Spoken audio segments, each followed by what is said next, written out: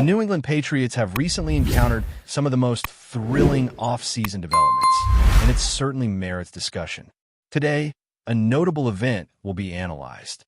Primarily, it is essential to emphasize that some of the most promising news of the off-season for the Patriots has surfaced, and it is expected to have a considerable impact. A detailed examination will also be conducted regarding the press conference led by a coach, with an analysis of his statements to follow. Therefore, let's delve right into it. A player is making a comeback after facing issues with blood clots, and this constitutes a significant update. While it has not been entirely confirmed that he has returned to peak condition, what is noteworthy is that the coach has suggested he is likely to participate in the voluntary off-season program. It is important to understand that the term voluntary indicates he is not required to join in. Nonetheless, based on the head coach's comments, he is expected to appear and take part, which represents a considerable positive advancement. It is encouraging to note a positive observation regarding the return of a player to the facility, with reports indicating that he appears excited and eager to get back to work. This represents a promising sign for the team, as it could elevate the defensive line to a new level.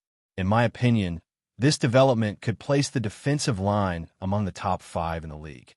With the possible addition of impactful players, assuming they can make a difference in their third year, alongside the existing talent at the position, this defensive line has the potential to become formidable and challenging for many teams. Effectively managing the line of scrimmage is crucial, as it enhances the performance of the entire team. If the 4 players on the front line can generate consistent pressure, it will significantly increase the overall effectiveness of the group. The presence in the central sector could make this defensive line especially powerful and challenging. And once again, if there is dominance on the line of scrimmage, it elevates the performance of everyone on the field. If the 4 on the front line can truly move, apply pressure, and create chaos, it will be an impressive display, a spectacle to behold. However, they are still evaluating the situation, ensuring that health remains the top priority, which is really crucial for safety. As progress advances, the outlook is looking positive. Last season, there was a significant absence during the first 10 games, followed by a rather exciting return, although participation was limited and performances were somewhat inconsistent. With a solid off-season and thorough evaluations being made to confirm conditions for return, this could represent important news for the team. There is a commitment to a substantial extension, indicating that the player is wanted on the field, contributing, and being recognized as a valuable asset to the team. The key question is whether it will be possible to take the next step upon returning from an injury, or whether his previous form can be regained, and there is a good chance of that happening. Therefore, this is undoubtedly significant news for the team. Reflecting on the previous season with the new season approaching, I recall comments made in a prior discussion, where it was argued that one aspect we did not expect to see decline was the defensive performance. There were claims that the defense was lacking, and admittedly, there were moments when it truly fell short, but it maintained a level of consistency, ranking 7th in total defense and leading in run defense. It wasn't a terrible defense. In fact, it was the element that kept the team in contention. If you think about the start of last year, the team found itself in several competitive games, but the problem was the offensive struggles. The inability to make significant plays was evident.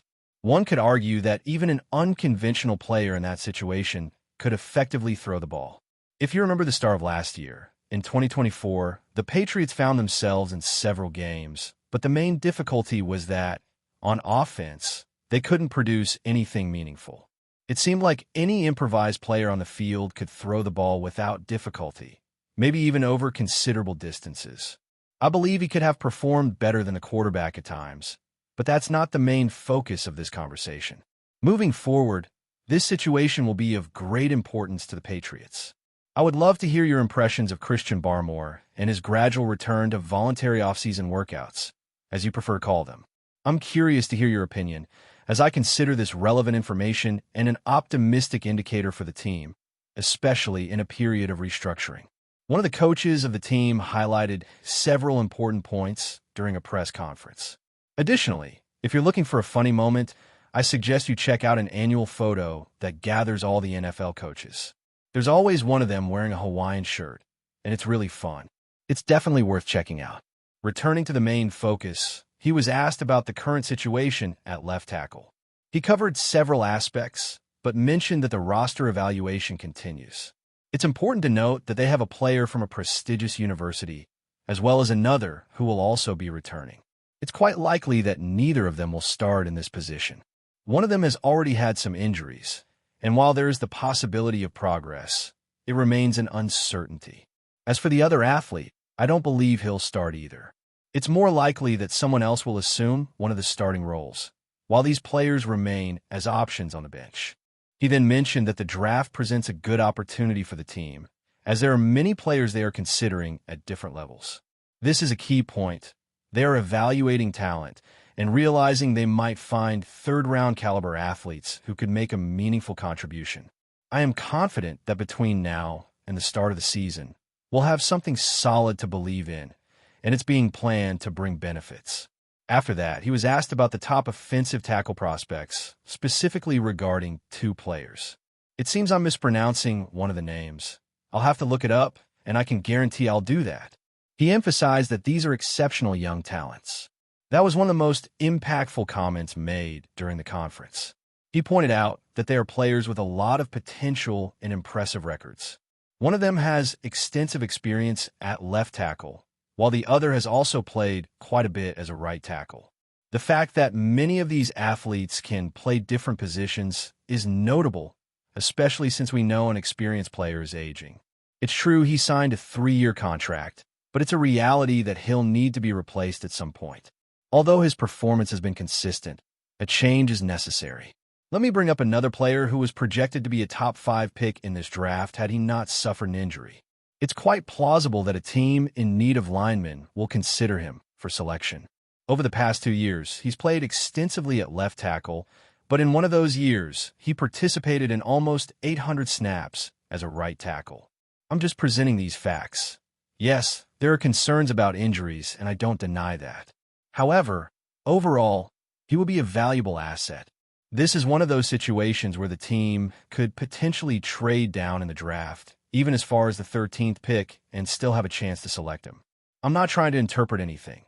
I'm just stating that they're aware there are other players available in this draft besides these two, even though both have impressive performances on paper. The team could potentially select a player even if he falls significantly in the draft order. It's worth mentioning that, while there are standout players in this draft, the organization is aware of other talents who have good experience and versatility, allowing them to contribute at multiple positions. This becomes especially important, as the discussion about arm length has been a recurring theme, particularly in relation to the performance of another athlete in the main collegiate football conference, for which many future draftees emerge.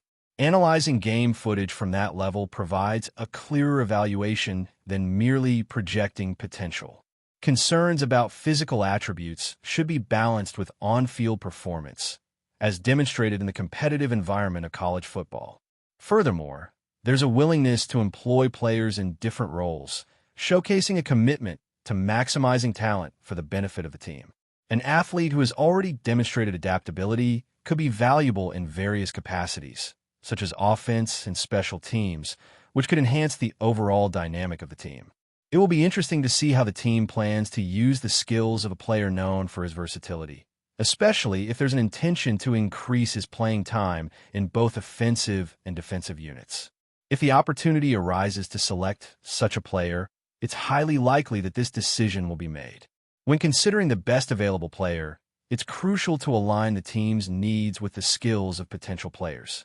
If an opportunity arises at a decisive moment in the draft, especially with athletes who meet their requirements, it makes sense to consider those options. However, it is unrealistic to assume that a highly rated athlete will necessarily be available at a specific position, as that could lead to mistakes. The strategy should prioritize capturing defensive or offensive talent of value as they become available, seeking to secure high-level players throughout the selection process. The focus now is on demonstrating competence in the draft while also preparing for the upcoming joint practices against strong teams, which represents an exciting challenge. Interacting with teams in a similar development phase can provide valuable insights and experiences that benefit the team's growth. Facing strong offensive units will test the team's readiness and strategic execution, especially with the inclusion of emerging players at quarterback. The upcoming practices promise to be an enlightening opportunity for development and evaluation. That is certainly a noteworthy insight. Let us embrace this challenge and compete against them, acknowledging that on the defensive front, you are facing a strong offense along with the Vikings. You are up against elite receivers, and although a new quarterback is stepping onto the field, there is an abundance of young and impressive talent across the roster. This would be genuinely thrilling. I would much prefer to take on teams of such quality rather than those that are struggling, similar to some teams in the league. I encourage you to express your views on the various topics we have touched upon, including the observations regarding a specific player. I am eager to hear your thoughts. Engaging with you is always a delight, and I look forward to our forthcoming discussion.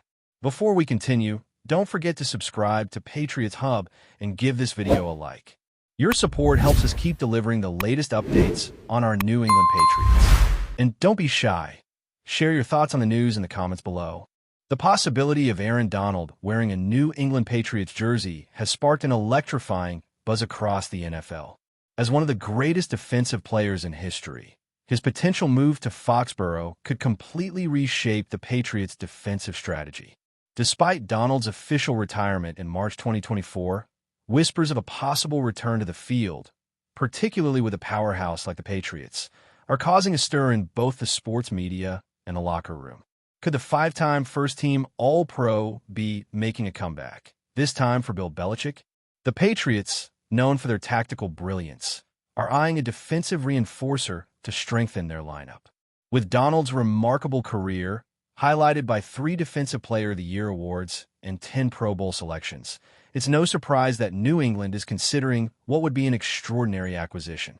After all, his influence on the field is undeniable, with a relentless ability to disrupt plays and dominate offensive lines.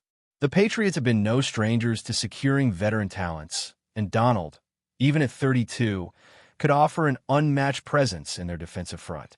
Though Donald's retirement seemed final, the allure of a championship-caliber roster under Belichick's leadership might be too tempting to resist. His history with the Rams, winning Super Bowl 56 and consistently dominating his position, puts him in a league of his own. The question on everyone's mind, would Aaron Donald reconsider his decision and return to the NFL with one of its most storied franchises? The Patriots' defensive unit has shown flashes of brilliance, but lacks that game-changing player who can command respect from opponents. Donald, with his overwhelming strength and ability to change the course of a game, could be the missing piece to elevate New England back into Super Bowl contention.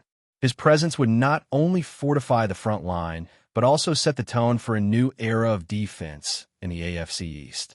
As the NFL offseason unfolds, all eyes will be on whether the New England Patriots can secure Aaron Donald and add yet another legendary talent to their roster.